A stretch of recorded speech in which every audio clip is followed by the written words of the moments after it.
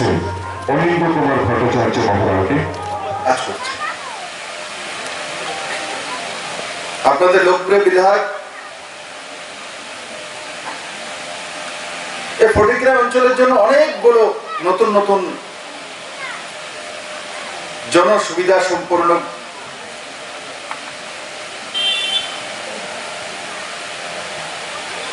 যে জনতার জন্য যা প্রয়োজন সেগুলোর মধ্যে কাজ করেছে। সে এডুকেশনাল ইনস্টিটিউশন হোক, রাস্তা হোক, ইলেকট্রিসিটি হোক, পানীয় জলের ব্যবস্থা হোক, এগুলো মানুষের মৌলিক অধিকার।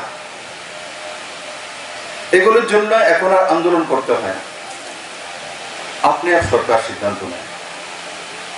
আর এই ফায়ার স্টেশন কাঞ্চনবাড়ি যখন থেকে বিধায়ক হয়েছে তখন থেকে শুরুয়াত করেছে যে ফায়ার স্টেশন লাগবে কাঞ্চনবাড়িতে লাগবে।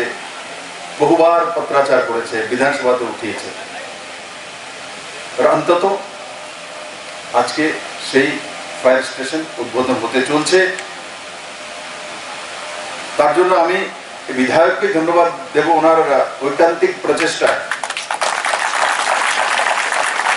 এবং আমাদের আদরণীয় মন্ত্রী রামপ্রসাদ পাল মহোদয়ের সঙ্গে সরকারি কার্যক্রম এই প্রথমবার, সেটাও বিধায়কের কনস্টিটিউয়েন্সিতে। আমি আশা করি আগামী দিনে এই ফায়ার স্টেশন যাতে খুব কম সময়ের মধ্যে স্বয়ং সম্পূর্ণতা পায় সেই দিশাতে বিভাগ কাজ করবে। কিন্তু মানুষের আশা তো আছে, আমাকে দেখলে তো ভরসা তো করে কিছু একটা হবে, কিছু তো করবে। আর আশাই মানুষকে সাকসেসফুলের দিকে নিয়ে যায়। নিরাশ ব্যক্তি কোনোদিন সাকসেসফুল হতে পারে না। তার জন্য এই সুধাংশু দাসকে দেখুন না, আশা নিয়ে বসে আছে, দাদা একদিন না একদিন আমার ফায়ার স্টেশনটা করে দেবে। 18 থেকে শুরুয়াত করেছে, 19 গেছে, 20 গেছে। যখন রামপ্রসাদ বাবু মন্ত্রী হয়েছেন তো তখন 1 মাসের মধ্যে এই কার্যক্রম সম্পন্ন হয়ে যায়। তো লেগে থাকা, যে কোনো কাজের মধ্যে লগন লেগে থাকবেন তো দেখবেন সাকসেস আপনার হবেই হবে। তো আমি আশা করি আপনারা সবাই নিজেদের যে দৃঢ়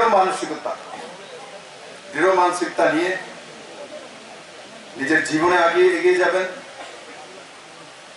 আর নিজের পরিবারকে সমৃদ্ধ করবেন, পাড়া প্রতিবেশী এবং সামাজিক দিকগুলো মেনটেন করে সুন্দর ত্রিপুরা নির্মাণের যে পথ তাকে আরো সুদৃঢ় করবেন।